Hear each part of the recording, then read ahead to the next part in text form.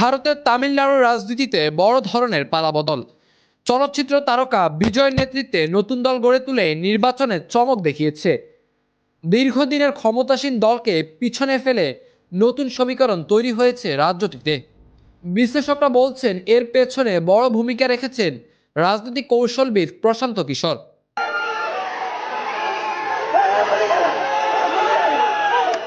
তামিলনাড়ুর রাজনীতিতে যেন নতুন এক অধ্যায়ের সূচনা। সিনেমার পর্দা থেকে সরাসরি রাজনৈতিক মঞ্চ, আর প্রথম বড় লড়াইয়ের বাজিমাত করলেন অভিনেতা বিজয়। নির্বাচনের ফলাফলে তার দল পেয়েছে 100-র বেশি আসন, যা প্রায় সংখ্যাগরিষ্ঠতার কাছাকাছি। অন্যদিকে দীর্ঘদিনের প্রভাবশালী দল ডিএমকে বড় ধাক্কা খেয়েছে। সবচেয়ে বড় চমক, রাজ্যের বর্তমান মুখ্যমন্ত্রী এম.কে স্ট্যালিন নিজ আসনে হেরে গেছেন, যা তামিল রাজনীতিতে বড় বার্তা দিচ্ছে। বিশ্লেষকদের মতে শুধু তারকা খ্যাতি নয়, এই জয়ের পেছনে রয়েছে সুপরিকল্পিত কৌশল, বুথ ভিত্তিক সংগঠন, ডাটা অ্যানালাইসিস এবং লক্ষ্যভিত্তিক প্রচারণা। সব মিলিয়ে গড়ে ওঠে এই সাফল্য। নির্বাচনে ভোটারদের আকৃষ্ট করতে দেওয়া হয় নানা প্রতিশ্রুতি: ফ্রি বিদ্যুৎ, নগদ সহায়তা, চাকরির সুযোগ, এমনকি সামাজিক নিরাপত্তা বাড়ানোর অঙ্গীকার।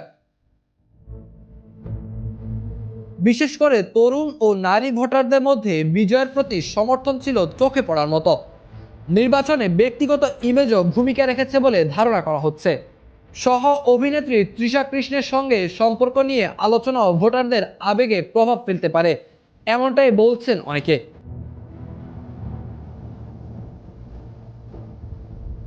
এদিকে জনপ্রিয়তা নিয়ে নতুন বিতর্ক। ক্রিকেট তারকা ধোনির সঙ্গে তুলনা টানা হচ্ছে রাজনৈতিক কৌশলবিদ প্রশান্ত কিশোরের।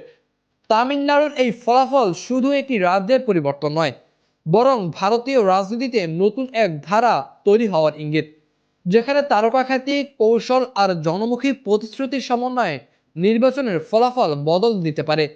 Dhoni is more popular in Tamil Nadu than Prashant Kishore. Next year, when I contribute and I help you win,